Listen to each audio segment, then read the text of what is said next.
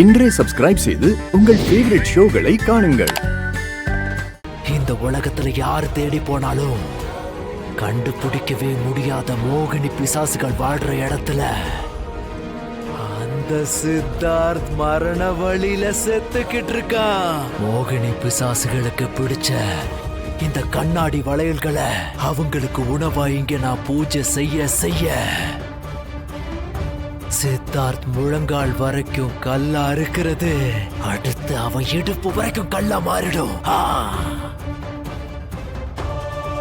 ஒவ்வொரு நாளும் நான் செய்யற பூஜையோட எதிர்வினையால எல்லா பேய் பிசாசுகளும் அவனை ஆட்கொண்டு ஒவ்வொரு நாளும் மரண வழியை அனுபவிச்சு மாறி மாறி அந்த சித்தார்த் செத்து போயிருவான்.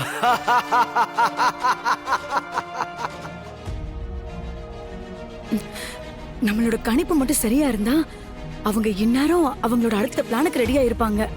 அதுக்கு முன்னாடி பொம்மி சொன்ன மாதிரி நான் ராணிக்கு பாதுகாப்பு கொடுத்தே ஆகணும்.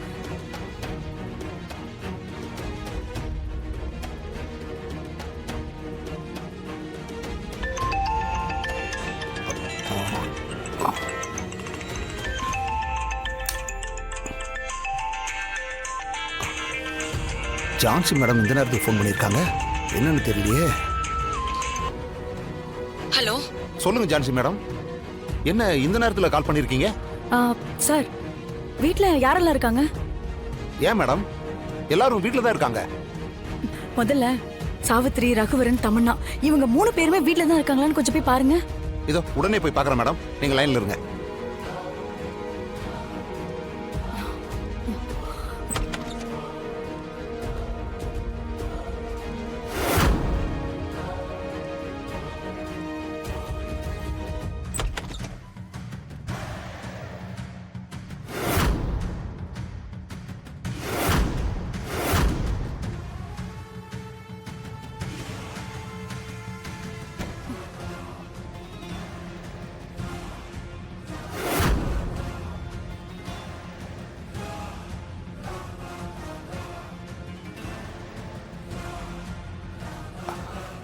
மேடம், ரகுவரனும் ரூம்ல இல்ல. நீங்க லைன்லயே இருங்க, நான் என் ரூம்குள்ள போய் பேசுறேன்.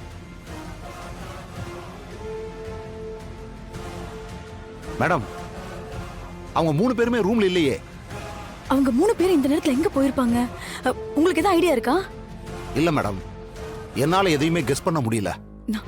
சரிங்க சார், நீங்க முதல்ல கிளம்பி நான் இருக்க ஹாஸ்பிட்டலுக்கு வந்துருங்க சார். ஹாஸ்பிட்டல்லையா? என்னாச்சு மேடம், நீங்க எதுக்கு ஹாஸ்பிட்டல் இருக்கீங்க? எனக்கு ஒரு ஆக்சிடென்ட் ஆயிடுச்சு, அதனாலதான் நான் ஹாஸ்பிட்டல்ல இருக்கேன். ஆக்சிடென்ட்டா? எப்ப நடந்துச்சு மேடம்? இப்போ அத பத்திலாம் பேசுறதுக்கு நேரம் இல்ல பத்மநாபன் சார். நீங்க முதல்ல கிளம்பி ஹாஸ்பிட்டலுக்கு வாங்க, நம்ம 2 பேருக்கு முக்கியமான வேலை இருக்கு. நான் உங்களுக்கு ஹாஸ்பிட்டல் லொகேஷன் அனுப்புறேன். சரி, ஓகே மேடம், நான் உடனே வர்றேன். அந்த நம்பூதிரி வேஷத்துல இருக்கிற யட்சணிய பார்த்து நறுக்குன்னு நாக்கு புடுங்கிக்கிற மாதிரி 4 கேள்வி கேட்கணும். வாங்க போலாம். அத்தை, ஒரு நிமிஷம் அங்க பாருங்க.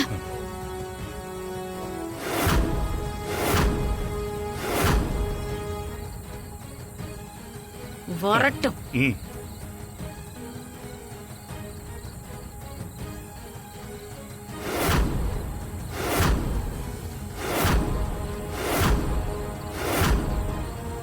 இந்த நேரத்துல நீங்க 3 பேரும் இங்க என்ன பண்றீங்க?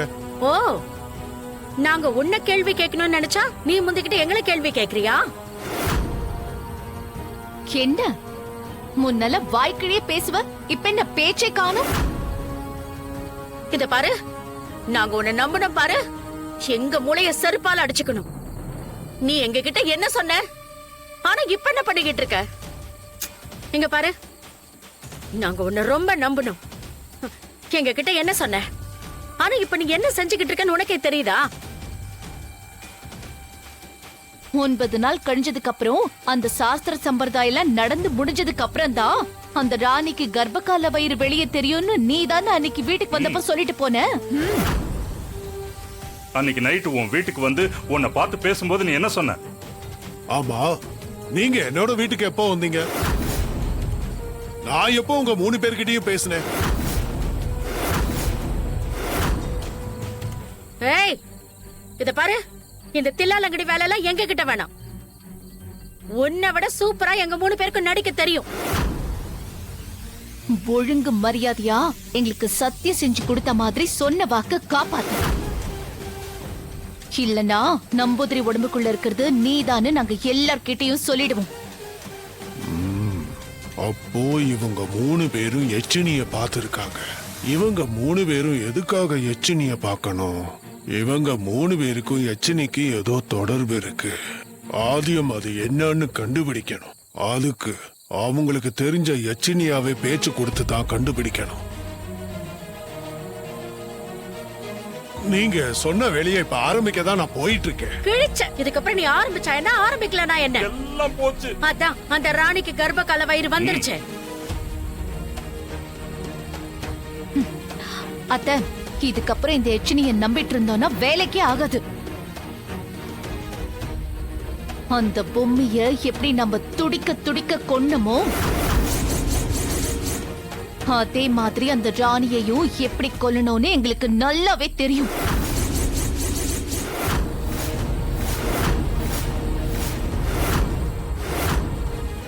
அட பாவிகளா, நீங்க தான் அந்த மகா பாவத்தை செஞ்சீங்களா? நீங்கள 3 பேரும் நான் எச்சினின்னு நினைச்சு எல்லா உண்மையா என்கிட்ட சொல்லிட்டீங்க. ஆனா நான் உண்மையான நம்பூதிரி.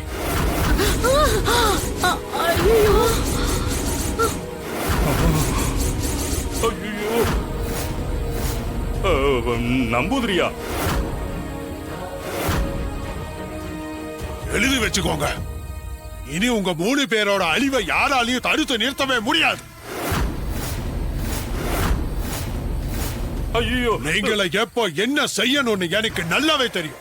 ஐயோ நம்பூதிரியா, இருங்க ஐயா. நீங்க ருத்ராட்சம் போட்டுட்டு சிவபெருமான் மாதிரி காட்சி தரீங்க. சும்மா லூலுலாக்கி சொன்னங்க ஐயா. இருங்க ஐயா. ஐயோ நம்பூதிரியா, போச்சு, எல்லாம் போச்சு. ஐயோ ஜான்சி மேடம், என்னாச்சு? எப்படி அடிபட்டுச்சு உங்களுக்கு? பத்மநாபன் சார், நீங்க தான் கடைசி நேரத்துல ஆதாரத்தை டிலீட் பண்ணி எனக்கு அவுத்துட்டீங்க. நான் பொம்மையை கொன்ன இடத்துல இருந்த சிசிடிவி ஃபுட்டேஜை ரெக்கவர் பண்ணி ஆதாரத்தை கலெக்ட் பண்ணேன். ஆனா சாவித்திரி பணம் கொடுத்து அந்த ஆதாரத்தை வாங்கிட்டா. அதுவும் போச்சுன்னு நினைக்கும் போதுதான் ராணி சித்தாரத்துக்கு கல்யாணம் நடந்த மண்டபத்துல பாம்பு வைக்க வந்த ரவுடியை பிடிக்கும் போது அவன் கையில இருந்த செல்போன் கிடைச்சிச்சுல்ல, அத கூட நீங்க தமன்னா போன் சொன்னீங்களே. ஆமா மேடம், ஆமா. அதுல பொம்மையை கொலை பண்ண ஆதாரம் இருந்துச்சு. அதை எடுத்துட்டு போகும்போதுதான் இப்படி ஒரு ஆக்சிடென்ட் எனக்கு ஆச்சு. அப்போ உங்களுக்கு ஆக்சிடென்ட் பண்ணவங்க ஒருவேளை அவங்களா இருப்பாங்களோ? மேபி இருக்கலாம்.